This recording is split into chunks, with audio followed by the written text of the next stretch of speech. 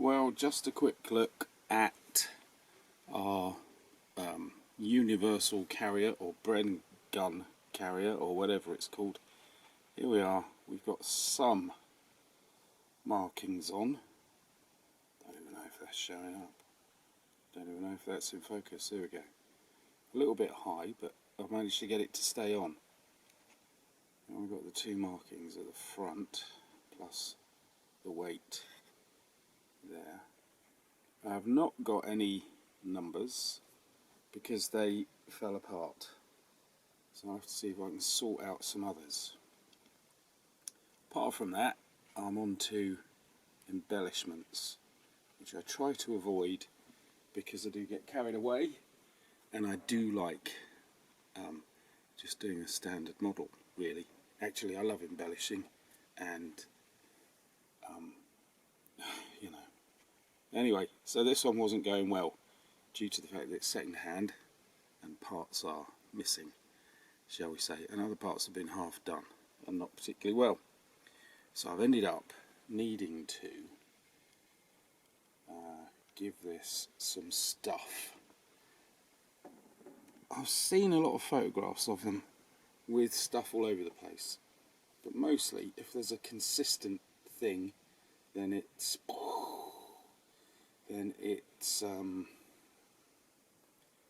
gear on the back. Can't focus, can it, because it's shutting down. The gear on the back situation is quite fun. I quite like it. So we've got this lot. I will do some ties here and there, like straps and ropes and things, and I think I'm almost done.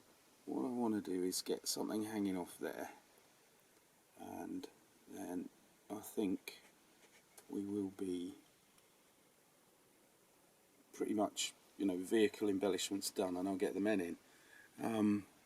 There is one item that has a kind of sentimental value, and that's this 6-pounder ammo box, which I just found in a heap of stuff. You might say, what's a 6-pounder ammo box doing on there? Well, they might be carrying a 6-pounder, I suppose. But I remember when I have just occasionally spoken to veterans at things I was involved in, I remember there being some very spotty people who kind of wanted to argue with the veterans when the veterans said what their experience was, because okay, the veterans have been in the war and been through it all, but these spods have read the books. And somebody mentioned we used to lug around this 6-pounder box, and the guy said, "What are you doing that for?" Blah blah blah blah blah. Very accusatory,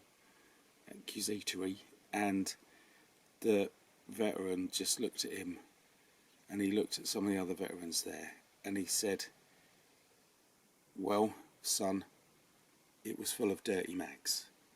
And that got a laugh, obviously, but here we are with these guys, and they're all important 6-pounder box. So I'm going to leave us. Oh, so what have I made these items out of? These are actually made out of DAS. I've got all kinds of other stuff, and my favourite is milliput for a lot of reasons, but I wanted to use the DAS because it kind of springs back a little, but then at the same time it contracts. And I just wanted I wanted it to have a little bit of volume, as if the stuff is being squashed and pushing back. Now this one was made out of milliput about 10, 20, 30 years ago. And I've just put it in a kind of box full of other baggage. This is a 1/32 scale baggage from, I think, Monogram, and then in here there's one of the Tamiya American stowage things, and I think that sack there is, but a sack's a sack. and this is 1/32 off an old Crusader tank, Airfix Crusader tank that I had as a kid, and I'm not bothered. They've put it on there. They've put it on there because they want it, and that's that. There's also a couple of ammo boxes stashed about the place. So that's what we've got. That's what it's made out of, and that's how it's going to roll. Obviously, when it's dry, in about 4 days, I'm going to make sure it's good and proper dry. I will paint it up. So that's it done to this level. Machine guns to go on and men to go in, and I think that will be that. I want a few bits of stowage around the side. So that is our lovely, marvellous super vehicle. Nearly there, despite all the obstacles along the way. Right, as ever, thanks for watching. See you again soon.